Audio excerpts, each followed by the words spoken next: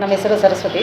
Okay already Doddaballapur area ನಮ್ಮದು. Okay ನಾವು ಶಕ್ತಿ ನೋವು ಅಂತ ಯೂಸ್ ಮಾಡ್ತಾ ಇದ್ವಿ. ಓಕೆ ಈ ಶುಗರ್ಗೆ, ಕಾಲು ನೋವಿಗೆ, ಮೂಳೆ ಮತ್ತು ಹಾರ್ಟ್ ಸಂಬಂಧ, ಗಂಟಲು ನೋವು ಪ್ರತಿಯೊಂದಕ್ಕೂ ಅನುಕೂಲ ಆಗುವಂಥ ಒಂದು ಶಕ್ತಿ ನೋವು ಇದು. ಸೊ ಇದನ್ನು ನಾವು ಒಂದು 3 ತಿಂಗಳಿಂದ ರೆಫರ್ ಮಾಡಿದಾಗ ನಾವು ತೊಗೊಂಡಾಗ ಸ್ವಲ್ಪ ರಿಸಲ್ಟ್ ಬಂದಿರೋದ್ರಿಂದ ಇನ್ನೊಂದು ತುಂಬ ಚೆನ್ನಾಗಿ ರಿಸಲ್ಟ್ ಇರೋದ್ರಿಂದ ನಾವು ಇದನ್ನು ಕಂಟಿನ್ಯೂಟಿ ಮಾಡ್ತಾ ಇದ್ದೀವಿ. ಹಾಗೆ ಈಗ ನಿಮಗೆ ಫಸ್ಟ್ ಫ್ಲೋರ್ ಸೆಕೆಂಡ್ ಫ್ಲೋರ್ ಹತ್ಲಿಕ್ಕೆ ಆಗುತ್ತಾ?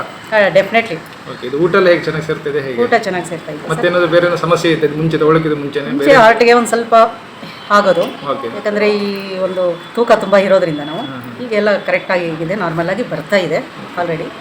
ಈಗ ಯಾವುದೇ ರೀತಿ ತೊಂದರೆ ಇಲ್ಲ, ಕ್ಲಿಯರ್ ಆಗ್ತಾ ಇದೆ. ಫುಲ್ ರಿಸಲ್ಟ್ ಇನ್ನು ಕಾಯಿಲೆ. ಜನರಿಗೆ ಏನು ಹೇಳಲಿಕ್ಕೆ ಇಷ್ಟಪಡ್ತೀರಾ ಮೇಡಮ್? ಜನರಿಗೆ ಚೆನ್ನಾಗಿದೆ ತಗೊಳ್ಳಿ, ಶಕ್ತಿ ನೋವಿನ ಆದಷ್ಟು ತುಂಬ ಜನಕ್ಕೆ ಅನುಕೂಲ ಆಗುತ್ತೆ ಇದು.